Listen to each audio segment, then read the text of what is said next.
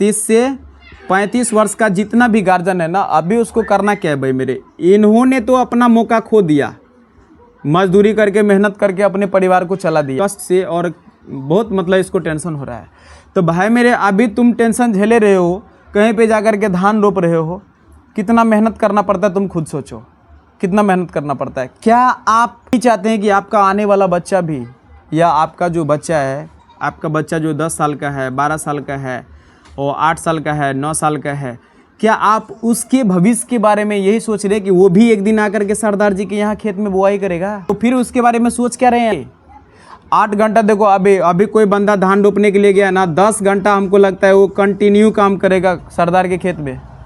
लेकिन वही बंदा जब अपना घर पे आता है ना, तो अपना बच्चे के लिए, 8 साल का बच्चा है, 9 साल का बच्चा है, 10 साल का बच्चा है, 12 साल का बच्चा है ना, उसके लिए 1 घंटा भी ड्यूटी नहीं करता है। अपना बच्चा के लिए ड्यूटी करो भाई मेरे, खड़ा रहो, अपना बच्चा को बुलाओ, अपना बच्चा को पास में, बच्चा से खेलो, बच्चा से बात करो, उसको बोलो बैठो भाई पढ़ो, मास्टर जो काम दिया करो, कुछ भी पढ़ो लेकिन पढ़ो, याद करो, सीखो, समझो। इधर में 9-9 घंटा 10-10 घंटा काम करेगा, घर पे आएगा अपना मोबाइल चलाते रहेगा, बच्चा कुछ कर रहा है उसको कोई मतलब नहीं है।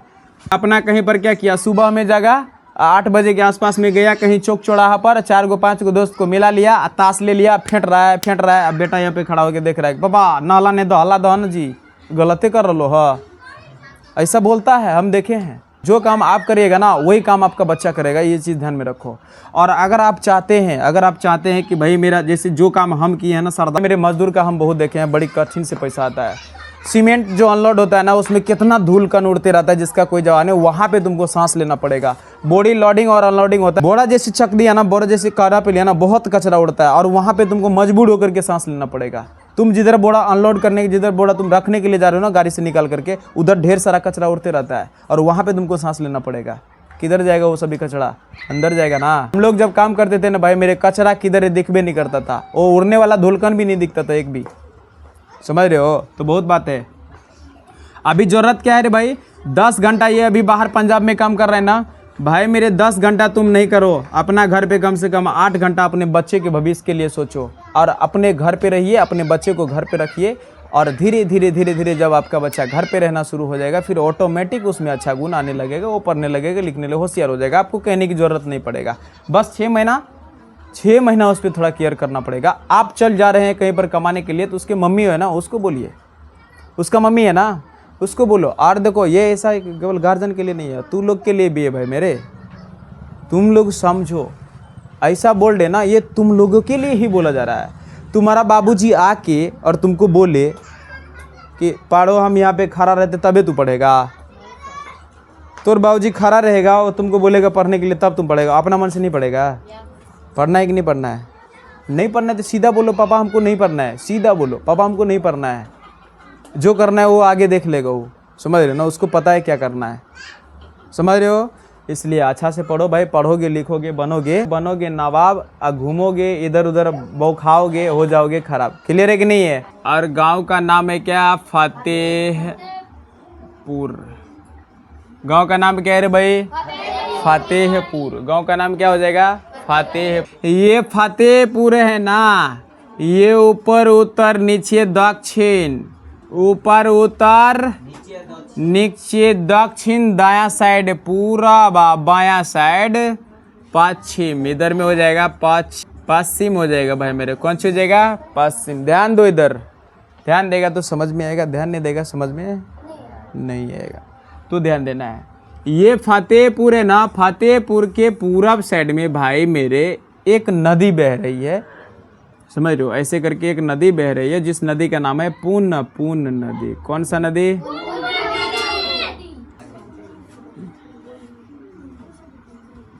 पुन नदी बह रही है, और ये फतेहपुर से पूरब साइड में है। लेकिन ध्यान देना, फतेहपुर से 9 किलोमीटर पश्चिम में, 9 किलोमीटर पश्चिम में तुम्हारा पटना से गया को जोड़ने वाला एक राजमार्ग। कौन सा मार्ग? राजमार्ग। और भाई मेरे इसमें और कुछ बताया था। ये देखो पटना से 9 किलोमीटर है, ध्यान दो इधर।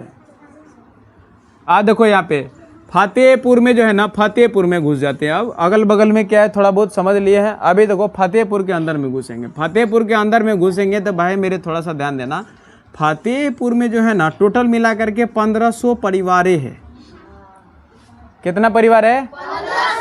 1500 परिवार है। और इस 1500 परिवार में से 1500 परिवार में से कितना परिवार भाई मेरे?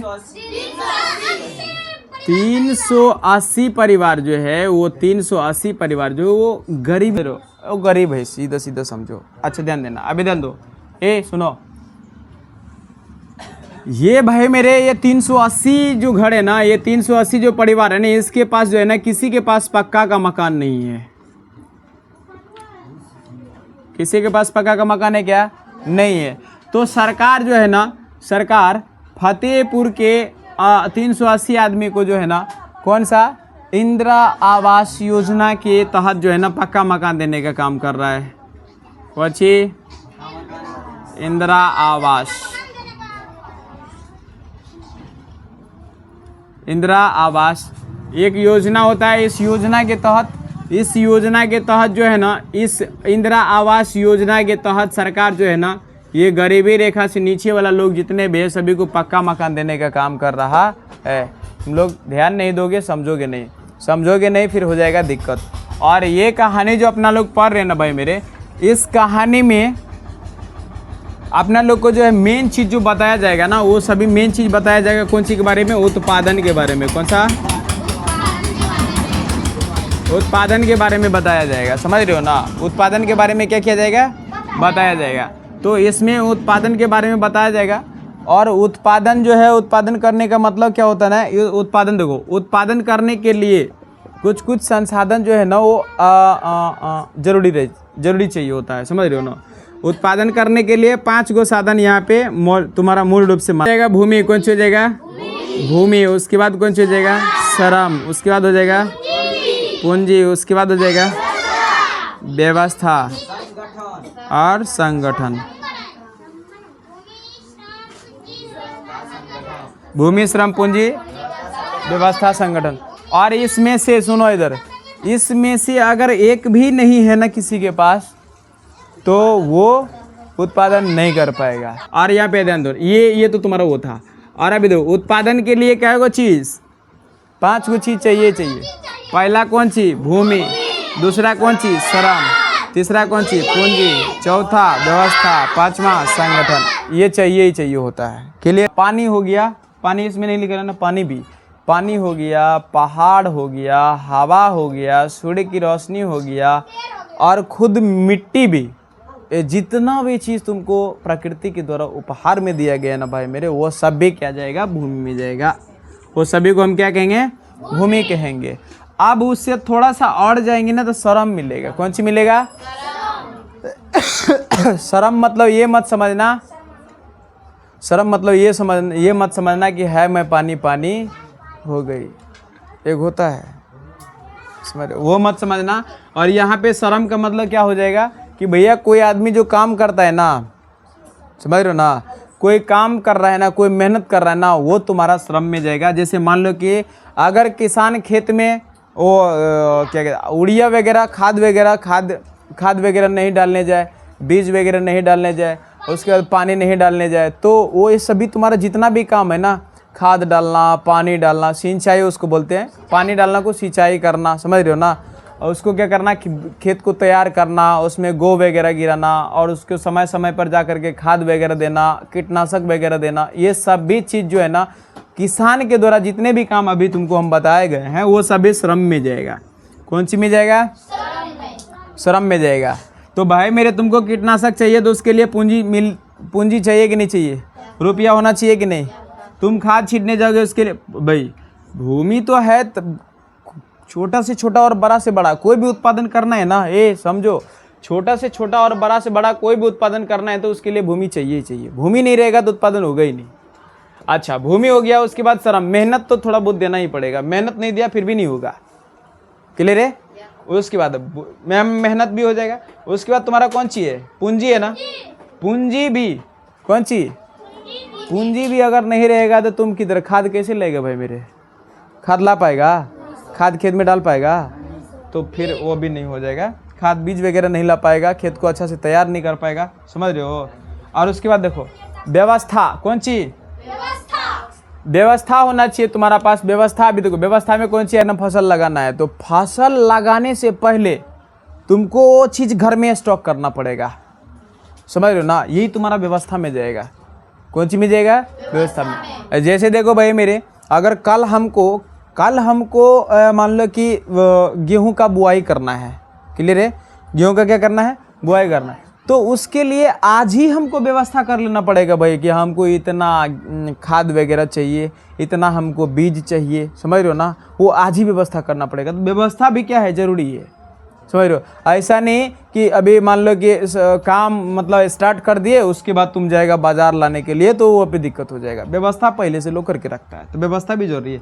संगठन मतलब आदमी के अंदर में सहन शक्ति होना चाहिए कि भैया, तो मान लो कि 5,000 का 5,000 10,000 के लोग क्या करता है ना, वो बीज वगैरह खरीद के लाता है, खाद वगैरह खरीद के लाता है। वो क्या किया, खेत में जाके दे दिया और फसल आया नहीं, तो दिल पे पत्थर ही रखना पड़ता है। दिल पे पत्थर रख के ही कोई किसान जो है उधर में क्या करता है, फसल को डालता है। वही दिल पे पत्थर रखना संगठन के अंदर में आएगा। देखो, भूमि का मतलब जो है ना, केवल और केवल, इससे पहले जब तुम पढ़ोगे ना फतेहपुर में तो बोलेगा कि भूमि का मतलब है जमीन का ऊपरी सतह से, लेकिन बिल्कुल गलत है वो। भूमि का मतलब केवल जो है ना, भूमि का मतलब केवल जमीन का ऊपरी सतह नहीं होगा। क्या क्या होगा? प्रकृति के द्वारा जितना भी चीज अपना लोग को उपहार में मिला हुआ है ना, प्रकृति के द्वारा भाई मेरे, किसके द्वारा? प्रकृति के द्वारा जितना भी चीज अपना लोग को मुफ्त में दिया गया ना, वो सभी चीज आ जाएगा तुम्हारा भूमि में। सभी कौन सी में आ जाएगा? भूमि में। सभी कौन सी में आ जाएगा? भूमि में चला जाएगा। क्लियर है कि नहीं है? प्रकृति के द्वारा उपहार के रूप में दिए गए सभी वस्तुएं या सभी चीजें, सभी पदार्थ क्या कहलाती भाई मेरे? भूमि कहलाएगी। जैसे कि अगर बात करेंगे तो भाई मेरे, हवा जो है ना, हवा ये भी एक भूमि हो जाएगा। हवा भी क्या हो जाएगा? भूमि हो जाएगा। सूर्य की रोशनी, समझ रहे हो ना, सूर्य की